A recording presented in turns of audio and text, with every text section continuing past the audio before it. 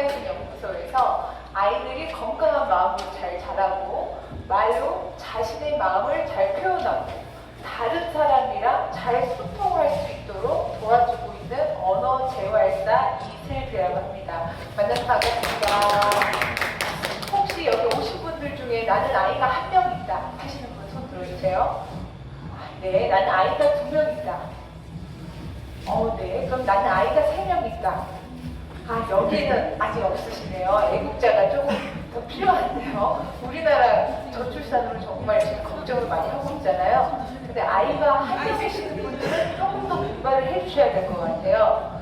그런데 저 역시도 분발을 해야 합니다. 저 역시도 아이를 한 명 키우고 있는 엄마이기도 합니다. 사실은 이렇게 원장님하고 인연을 맺은 지는 한 5년 정도 됐거든요. 아시는 분은 아실 텐데요. 제 딸이 실험 어린이집에서 3살, 4살, 5살, 3년 동안 정말 잘 다니고 졸업을 했어요. 그래서 지금 제가 한 3년 정도 이렇게 부모님들하고 만나면서 이렇게 이야기를 나누고 있는데요. 사실 우리 아이들한테는 어린이집이 첫 사회생활이잖아요. 그런데 첫 단추를 잘 깨야지 나머지 단추도 수월하게 잘 깰 수가 있죠. 근데 정말 실험 어린이집 원장님과 선생님들 덕분에 제 딸이 진짜 적응을 너무 잘하고요. 첫 단추를 너무 잘 깼어요. 굉장히 겁이 많은 아이였거든요. 그래서 유치원에 입학할 당시에 적응을 잘 할 수 있을까 걱정을 했는데 정말 제 걱정이 무색할 정도로 적응을 잘 해주더라고요. 그래서 이 자리 빌어서 정말 아이들을 위해서 애쓰시고 있는 우리 원장님이랑 선생님께도 박수 한번 부탁드리겠습니다. 네, 감사합니다. 그래서 제가 3년 정도 이렇게 부모님들이랑 이야기를 하다 보니까 올해는 어떤 이야기를 같이 나누면 좋을까 고민을 했어요. 그래서 우리 사회 어머님들이 힘든 부분이 무엇일까?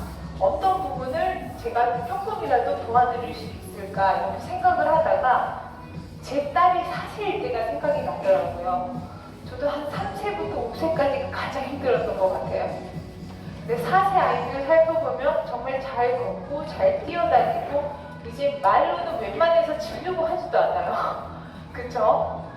그런데 아직은 모든 상황에 대한 이해력이 좋은 편은 아니고 자기 조절력도 조금 부족한 상황이라서 위험한 곳에 그냥 막무가내 갈 때도 있고요. 반대로 하나도 위험한 건 아닌데 너무 자기가 무섭다고 엄마 옆에 그냥 딱 붙어있는 경우도 있고요. 그렇기 때문에 4세 시기에 정말 해야 되는 거, 하면 안 되는 거, 위험한 것이 무엇인지 아이들한테 많이 알려줘야 하는 시기였던 것 같아요. 그래서 제 경우로 봤을 때 4세 때 화를 내지 않고 훈육하는 부분이 가장 힘들지 않았었나. 지금도 현재 진행 중이기는 합니다. 그래서 제가 훈육하는 방법에 대해서 우리 어머님들이랑 부모님하고 이야기를 나누면 좋겠다는 생각이 들었어요. 그래서 원장님께 제가 말씀을 드렸더니 올 초에 그래도 훈육과 관련된 교육을 한번 하셨다고 하더라고요. 그래서 제가 직업적인 입장에서 훈육과 관련된 지식을, 정보를 전달하기보다는 저도 딸 아이를 한 명 키우고 있는 엄마로서 정말 부족하지만 나는 어떻게 화를 내지 않고 훈육하기 위해 노력을 하고 있는지 저의 이야기를 한번 해드리면 좋겠다라는 생각이 들었습니다. 그래서 오늘은 화를 내지 않고 훈육하기인데요. 실전편입니다. 그래서 저의 이야기가 조금 부족할 수 있지만 오늘 부모교육 온다고 떨리는 마음으로 오셨나요? 저는 떨리는 마음으로 왔습니다. 근데 우리 어머님들, 아버님들 편하게 이야기 들어주시고요. 그리고 이 시간을 통해서 한 가지라도 얻어 가신다면 저한테는 너무 감사하고 행복한 시간이 될 것 같아요. 그럼 본격적인 이야기 시작하겠습니다. 제 딸이 오늘 7살이에요. 3세부터 5세까지 너무 힘들었고 힘들다 보니까 자연스럽게 욱하거나 화내는 상황이 많이 연출이 되더라고요. 6세도 지속이 되었고 그래서 제가 7세 때는 조금 화를 내지 말고 살아보자 이런 마음이 있었어요. 그래서 저희 집 냉장고에 화 내지 말고 살아보자 이렇게 크게 써서 붙여놨습니다. 그래서 그래서 화내지 않고 살아보기 위해서 화내는 엄마에서 화 안 내는 엄마로 변화해야 되잖아요. 근데 변화하기 위해서는 뭐가 필요하죠? 목표만 가지고 있으면 되나요? 안 되죠. 계획이라는 게 필요합니다. 그래서 제가 계획을 세웠어요. 근데 변화하기 위해서는 생각, 감정, 행동 이 세 가지 요소가 영향을 많이 미친대요. 이 세 가지 요소가 서로 영향을 미치면서 한순간에 변화가 일어나는 게 아니고 변화는 서서히 일어난다고 합니다. 그래서 제가 화내지 않고 훈육하기 위해서 생각, 감정, 행동에 포커스를 맞춰서 두 가지 계획을 세웠습니다. 첫 번째 계획은 읽자, 읽기입니다. 육아서를 읽자. 육아서를 읽기로 계획한 것은 이렇게 부모 교육을 듣는 날이면은 사실 아이들을 대하는 태도가 그날은 조금 달라지지 않나요? 부모 교육을 듣는 날에 하원하고 아이를 만나면 아 그래 오늘 부모 교육에서 화를 내지 말라고 했지, 오늘은 사랑을 더 많이 달라고 했지, 그래 오늘은 화가 나더라도 조금 참아봐야 되겠다, 이런 마음이 들더라고요. 그래서 이런 동기부여를 갖기 위해서 원장님한테 맨날 부모 교육 열어달라고 할 수가 없잖아요. 그래서 제가 이런 동기부여를 정말 밥 먹듯이 하고 싶어서 육아서를 읽어보자, 1년에 6권의 책을 읽자라는 계획을 세웠습니다. 이제 계획을 세웠으면 뭐 해야 되죠? 실천해야죠. 맞습니다. 근데 실천하기 위해서 제가 저희 연구소에 다니는 부모님들이랑 한 달에 한 권씩 책을 읽는 북클럽을 창설을 했어요. UNI 북클럽이라고요. 제가 1월 달에 인원을 모아가지고 2월부터 시작을 했거든요. 그래서 2월에 진아영 교수님께서 쓰신 본질 육아 책을 읽었고요. 그래서 한 달에 한 권의 책을 정하면서 하루에 한 장이라도 읽고 마음에 드는 문구를 그냥 공유하는 그런 클럽이었어요.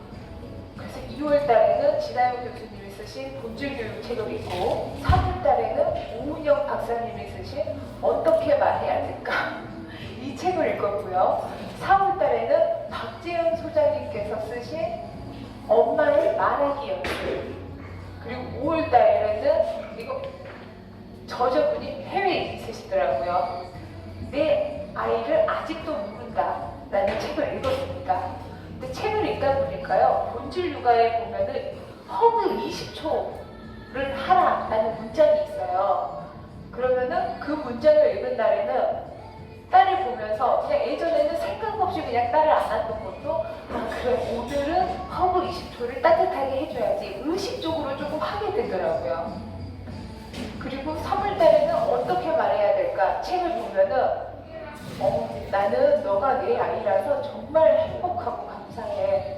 너를 보면 우와 어쩜 이렇게 예쁜 너가 나한테서 태어났지?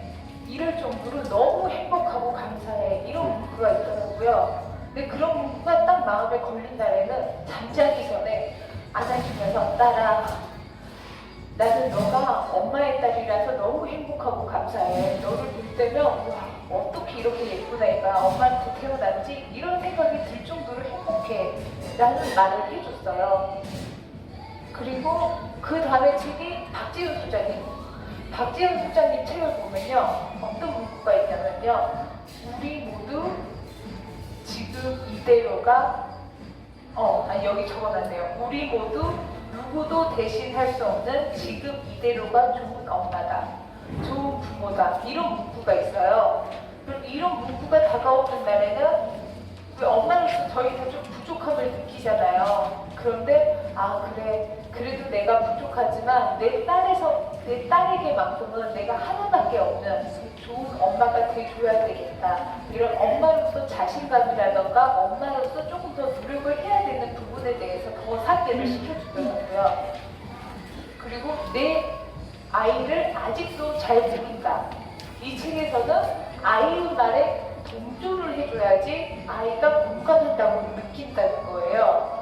그래서 아이의 말에 동조하려고 노력하고 이렇게 육아서를 읽다 보니까 아이에게 화를 내지 않는 건 아니었으나 내 마음에 있는 사랑을 아이에게 더 많이 전달을 해주게 되더라고요. 그렇게 5월까지 책을 읽다가요. 6월에는 방학 기간을 가졌어요. 지금 4권 읽었잖아요. 6월달에 방학 기간을 가졌는데 이 방학 기간이 지금까지 이어왔습니다. 그러면서 제가 정말 화를 내지 않기 위해서 1년에 6권의 책을 읽자라고 계획을 했었는데 이 계획은 지금 2권이 부족한 상황에서 실패를 하고 말았습니다. 근데 정말 감사하게도 제가 부모교육을 준비를 하면서요. 본질 육아책을 다시 한번 봤거든요. 책이 너무 좋아서. 그래서 5권 채웠습니다. 감사합니다.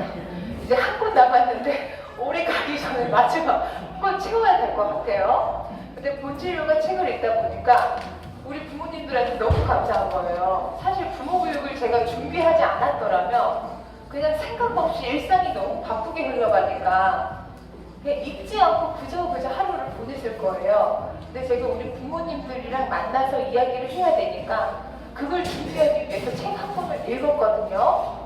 그리고 읽으면서 제 마음에 드는 문구를 또 밑줄을 쳤습니다. 그리고 너무 감사한 마음으로 제가 한 줄 한 줄 정리해 놓은 거를 타이핑을 쳐놨거든요. 그래서 이 시간 정말 짧은 시간이지만 한 5분 제가 드릴게요. 쭉 한번 읽어보시고요. 가장 마음에 드는 문구를 옆에 별표 쳐주시기 바랍니다. 읽어보시고요. 자기한테 가장 마음에 드는 문구가 있으면 별표 쳐주세요. 그리고 어떤 문구가 가장 마음에 들었는지 한번 돌아가면서 이야기 나누는 시간 한번 가져볼게요. 마음에 드는 문구를 한번 찾아보셨나요? 그럼 한 분 한 분 돌아가면서 나는 누구의 엄마 아빠고 나는 이 문구가 가장 마음에 들었습니다 라고 한번 이야기 한번 돌아가면서 볼게요. 저는 나이 아빠고요. 제가 제일 마음에 들어요 부분은 아이들은 사는 게 재밌어야 한다. 마음껏 놀게 하라. 놀다 보면 자기가 좋아하는 것을 알게 되고 자기가 좋아하는 것을 확장하면서 스스로 학습하는 법을 배운다가 안녕하세요. 김세영 엄마입니다. 삶에 가장 도움이 되는 마음 자세는 긍정적인 마음 자세이다. 안녕하세요. 이하준 엄마입니다. 아이의 인생, 강점과 약점이 있다. 부모는 아이의 약점 때문에 아이가 힘들 것 같으니까 그 부분에 너무 집중한다. 하지만 의식적으로 강점과 장점에 더 집중을 했다. 안녕하세요. 김미안 엄마입니다. 아이와 함께 성장하는 게 일과다. 자신의 삶을 살피고 아이에게 집중하는 것보다 중요한 것은 내가 내 삶을 풍성하게 살아가면서 육아를 함께하는 것이다. 안녕하세요. 김희영 엄마입니다. 나는 사랑받을 바다를 산다라는 신념을 꼭 심어주자. 네, 감사합니다. 정말 5분이라는 짧은 시간이었는데요. 여러분, 본질 육아 책 한 권 다 읽으셨어요. 축하드립니다. 근데 읽으니까 어때요? 너무 좋은 문구가 많이 있지 않나요?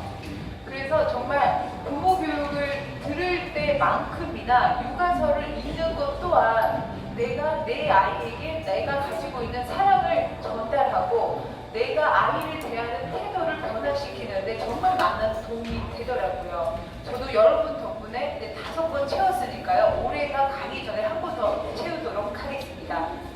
그래서 육아서를 혹시 다른 육아서 한번 추천해 주실 분 있으신가요? 근데 사실은 육아서를 매일매일 읽기가 사실 너무 힘들어요. 현실적으로요. 그래서 제가 이렇게 정리해 드린 거요. 버리지 마시고요. 냉장고에 딱 붙여 놓으세요. 그러면 제가 그 뒤에다가 칸을 한 100개 정도 한번 그려봤습니다. 그래서 냉장고에 딱 붙여 놓으셔서요. 우리 냉장고 맨날 열잖아요. 근데 처음부터 끝까지 읽지는 못하더라도 자기가 별표 쳤던 거 있죠. 그 부분이라도 읽고 아 그래 나 오늘 책 한 권 읽었어. 표시를 해주세요. 그래 그렇게만 읽어주시면은 매일매일 밥 먹듯이 동기부여를 가지실 거고 그러면 매일매일 아이를 대하는 태도에서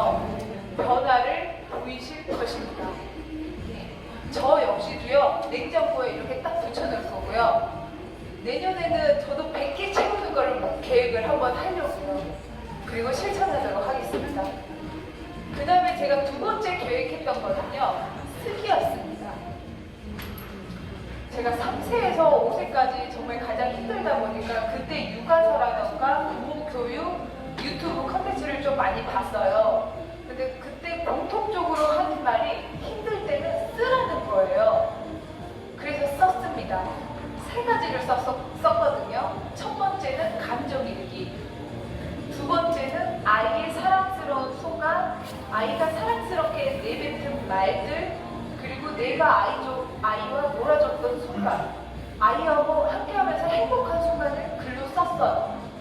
그리고 세 번째는 감사 일기를 한번 써봤습니다. 근데 첫 번째 감정 일기를 쓸 때요, 그때도 이제 육아를 하고 이제 늘 이제 화내거나 잔소리는 이제 일상에서 기본적으로 나타났잖아요. 근데 아이가 자고 나면 너무 아이가 예뻐요. 근데 화를 너무 많이 낸 날에는 그 아이를 보고도 부모로서 약간의 죄책감을 갖거든요. 그래서 감정 일기를 쓰는데, 사실 저희 연구소에 찾아오는 아이들이 대부분은 말이 늦은 친구들이에요. 말이 늦기 때문에 말로 자신의 의사를 표현해야 되는데 행동으로 나타나는 경우가 대다수죠. 근데 행동으로 표현하다 보니까 어떨 때는 그 행동이 너무 과격해서 문제 행동으로까지 이어지거든요. 근데 이것은 사실 아이들만의 이야기는 아닌 것 같아요. 저희 어른들도 말은 할 수 있지만은 내가 지금 어떤 감정을 느끼고 있는지 그 감정을 언어로 표현하는 건 굉장히 힘들고요. 그리고 내가 이 감정을 어떻게 말로 조절해야 하는지는 더 어렵더라고요. 특히 우리가 어렸을 때 부정적인 감정은 표현하면 안 좋다, 이런 교육을 조금 많이 받았던 것 같거든요. 그래서인지 저 역시 너무 힘들었어요. 그래서 힘든 날에는 적기 시작했는데 적다 보니까 공통점이 발견되더라고요. 제가 유독 감정 조절이 안 되는 순간이 있어요. 두 가지였는데요. 첫 번째는 저녁에 아이를 샤워시킬 때 빨리 씻고 자야 되는데 아이가 안 씻고 더 놀겠다고 했을 때 욕하는 감정이 조절이 안 돼요. 그리고 두 번째 제가 제일 화를 많이 냈던 거는 아이가 잠을 안 잘 때. 이제 아이가 잠을 자야지. 저도 저만의 시간을 갖고 이제 쉴 텐데, 책을 읽어주고 이야기를 해주고 따뜻하게 안아줬는데도 아이가 30분 이상 잠을 안 자게 되면 이제 참아야지 했던 게 폭발하게 되더라고요. 그래서 제가 감정 일기 썼습니다. 근데 이 감정은 대체 어디서부터 온 걸까? 그리고 나는 아이가 잠을 안 잘 때 어떤 감정을 느낄까? 그거를 단어로 한번 쓰기 시작했거든요. 그러니까 제 감정을 언어로 표현하다 보니까 순간적으로 나 지금 화가 나 있구나, 이거를 조금 더 잘 인식하게 되더라고요. 근데 아이가 잠을 안 잤는데 나는 왜 이렇게 화를 주체할 수 없을 만큼 힘들 걸까? 이렇게 한번 생각을 해봤어요. 그랬더니 저 역시도 제가 한 4살, 5살 때 잠을 안 자면 엄청 혼났던 것 같아요. 그런 게 아마 나한테서 나오는 게 아닐까. 만약에 내가 4살, 5살 때 잠을 안 자고 막 잠투정을 엄청 부려요. 근데 저희 부모님이 정말 따뜻하게 계속 받아줬더라고요. 제가 제 아이한테 또 따뜻하게 받아줄 수 있지 않았을까? 근데 저희 부모님도 제가 잠을 안 잤을 때 좀 많이 혼나다 보니까 그게 자동적으로 나도 아이한테 그렇게 대하는 거는 아닐까. 근데 감정 일기를 쓰면서 저도 생각을 하게 됐습니다. 그러면서 그럼 이 감정을 조절하기 위해서 나는 어떻게 대처를 하면 좋을까? 대처 방안을 쓰기를 반복하다 보니까 저한테 맞는 방법을 좀 찾아가는 것 같아요. 예를 들면 이제 잠을 안 잘 때 너무 괴롭잖아요. 그러면 미리 이제 딸한테 안내를 해줍니다. 딸아, 엄마가 10분 정도는 가만히 있을 수 있어. 근데 이제 10분이 지나가면 엄마가 먼저 잠들어서 너가 말을 해도 아마 말을 못할 거야. 그리고 정확하게 이제 10분 정도가 필요하다고 생각하면 잠을 자지 않는데도 불구하고 잠자는 단축을 계속 하면서 딸의 말에 반응하지 않으려고 노력했던 거. 근데 저는 이게 저한테는 가장 맞는 방법이더라고요. 쓰기를 반복하다 보니까 내 감정이 어떤 감정인지 잘 인식하게 되고, 이 감정은 어디로 왔는지 한 번은 고민하게 되고, 그리고 이 감정을 어떻게 해결하면 좋을지 나만의 방법을 계속 찾아 나갔던 것 같아요. 근데 지금도 이거는 ING 중입니다. 그래서 우리 여러분도 혹시 감정 때문에 힘드시다면은 일단 감정 일기 한번 써보시는 거 정말 감정 추천드리도록 하겠습니다. 그리고 두 번째로 썼던 게 제가 아이의 사랑스러운 순간, 아이가 사랑스럽게 말한 거, 아이하고 행복했던 일을 쓰기 시작했잖아요. 근데 3세 이전까지는요, 노력하지 않아도 아이의 행동 하나하나가 너무 예뻤어요. 아이가 똥 싸는 거, 아이가 우는 거, 아이가 뭐 물 쏟아내는 거, 이런 행동 하나하나가 사실은 다 사랑스러움을 가득했거든요. 근데 그때가 아마 모성의 호르몬이 가장 강할 시기라고 해요. 근데 3세가 지나니까요, 아이의 행동 하나하나가 다 부족하게 느껴지는 거예요. 그래서 좋은 말을 해주기보다는 행동을 제지하는 말을 조금 더 많이 하게 되고, 그리고 무언가를 조금 가르치려고 하는 그런 모습이 많이 나오더라고요. 그리고 제 사진첩만 봐도 3세 이전에는 정말 일상의 사진이 굉장히 가득하거든요. 근데 3세 이후, 특히 이제 6세 때는 더 심해요. 6세 때는 이제 거의 찍으려고 하지도 않고, 유치원 선생님께서 보내주신 거 이제 전염하면 잘하는 거예요.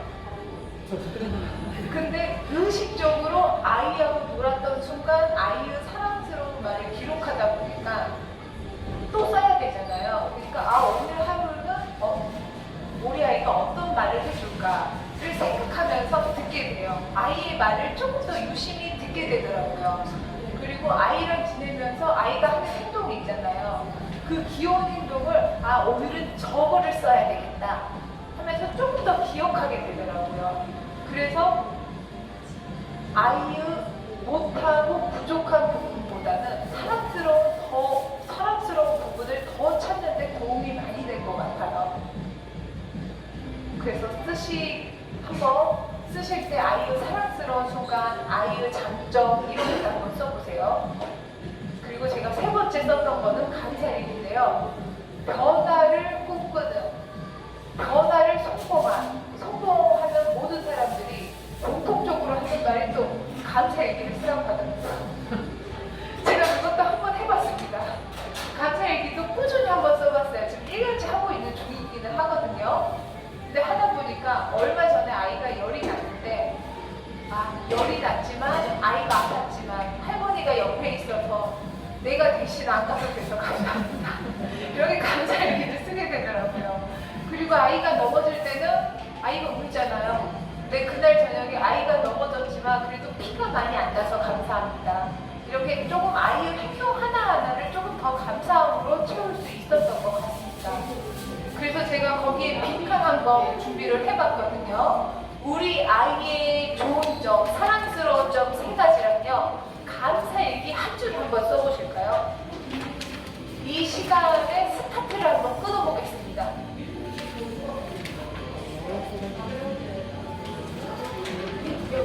여기 밑에다가, 여기 밑줄에다가 한번 써주세요. 네, 맞습니다. 거기다가 우리 아이의 사랑스러운 점 3가지와 오늘의 감사일기 하나를 써주세요. 이것도 이야기를 한번 나눠보겠습니다. 한번 적어주셨나요? 네, 한번 이야기를 나눠볼게요. 오빠랑 싸우고 잘 놀 때, 밥 잘 먹을 때, 엄마가 기분이 안 좋은 걸 알고 엄마 왜 화가 나 있어? 이한이가 지켜줄게, 사랑해 라며 안아줄 때, 오늘 아침은 화내지 않고 등원시킬 수 있어서 감사했어요. 그러세요.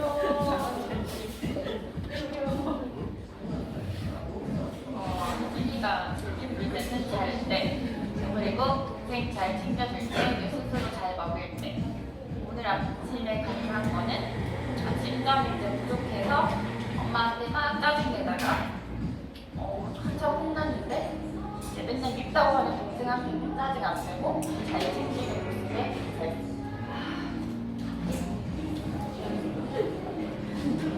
세아가 제일 사랑스러운 점은 예쁜 말투와 배려하는 마음, 그리고 미소가 사랑스럽고 이제 매일 울면서 동원했는데 오늘 아침에는 울지 않고 등원함에 감사합니다.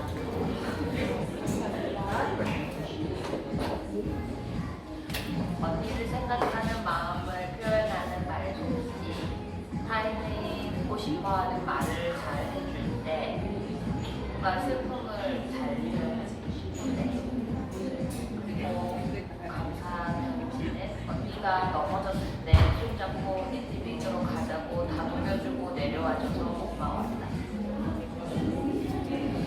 감사합니다. 아이들의 사랑스러운 점은 애교가 많고 엉뚱한 데가 많고 귀여운 그런 말투가 참 사랑스럽습니다. 그리고 오늘 그 케이크 만들러 간다면 등원길에 뱃속에 있지 않아줘서 참 고맙습니다. 그렇죠. 우리 아버님. 유린이가 사랑스러운 점은 일단 사랑스러운 말투, 아버지 않고 잘 자라주는 거, 그리고 하나하나 모든 행동들이 사랑스럽게 느껴지고 오늘 감사할 오늘 아침에 특집이 많아서 바리바리하게 준비해가지고 그렇죠.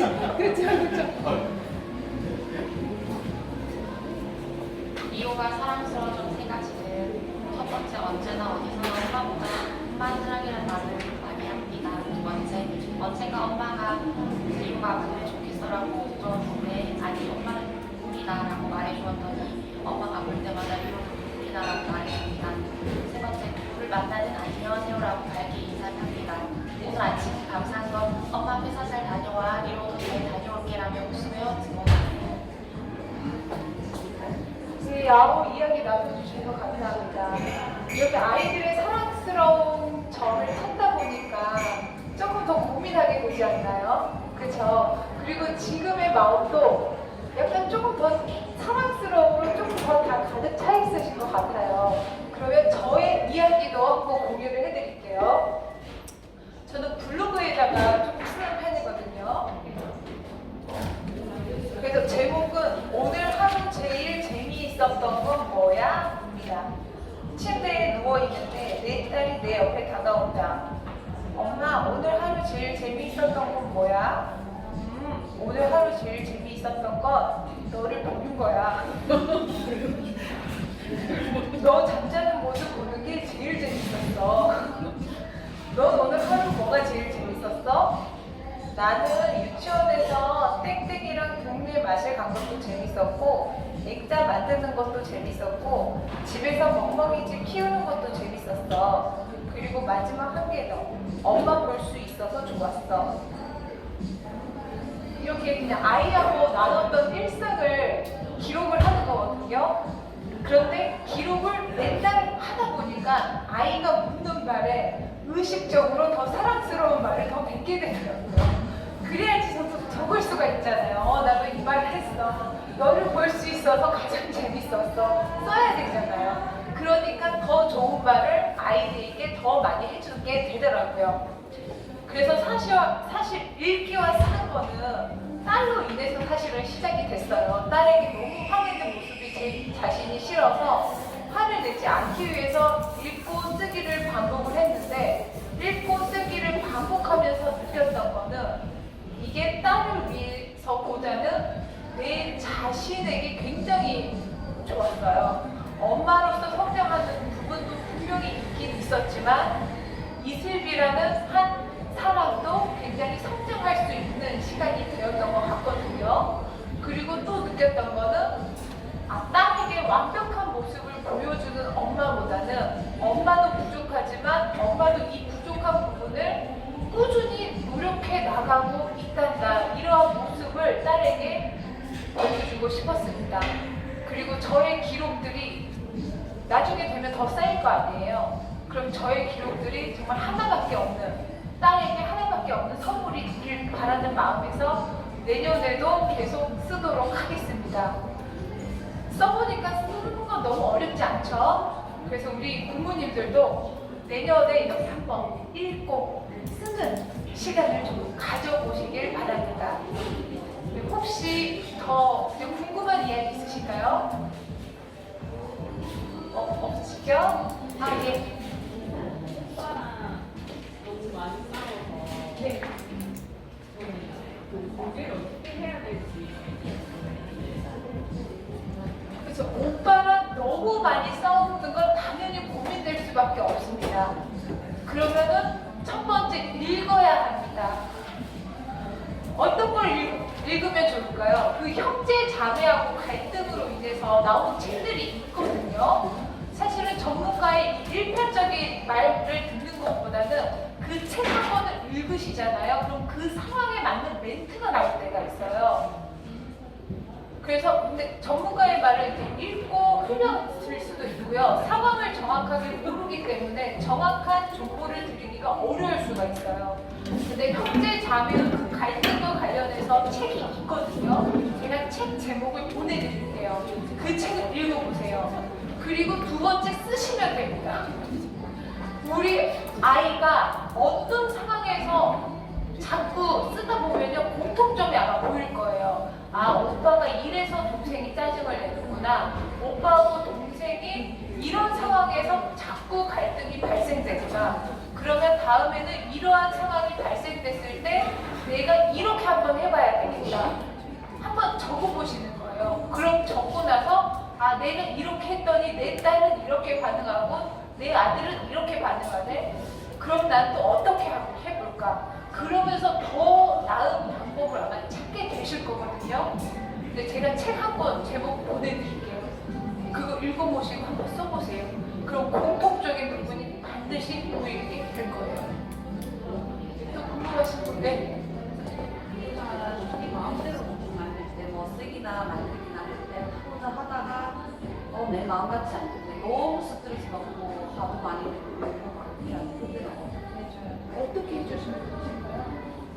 말은 그렇죠. 천천히 해봐, 다시 해봐 이렇게 하는데 아니 엄마가 같이 도와줄 때 근데 자꾸 감정적으로 있다는 거 근데 그 화를 깔아앉혀주고 싶어요.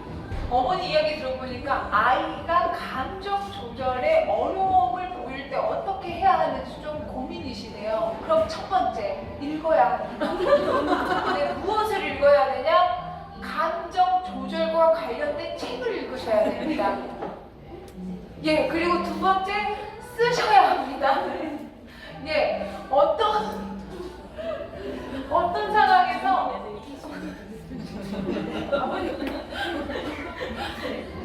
어떤 상황에서 아이가 자기 조절을 힘들어하는지, 감정 표현을 힘들어하는지, 그리고 그때 엄마가 이렇게 해줬는데 아이가 그래도 막 때를 써요. 그러면 아이의 마음은 그때 무엇이었을까 한번 써보는 거예요. 근데 쓰기를 진짜 반복하잖아요. 그럼 답을 찾게 돼 있어요. 자, 감정 조절 관련 책을 읽어보시고요. 쓰기를 한번 100번만 반복을 한번 해보세요. 그러면은 내 아이한테 맞는 방법을 분명히 찾아 나가실 거예요. 그건 진짜 100% 제가 확신합니다. 부족한 이야기 잘 들었어요.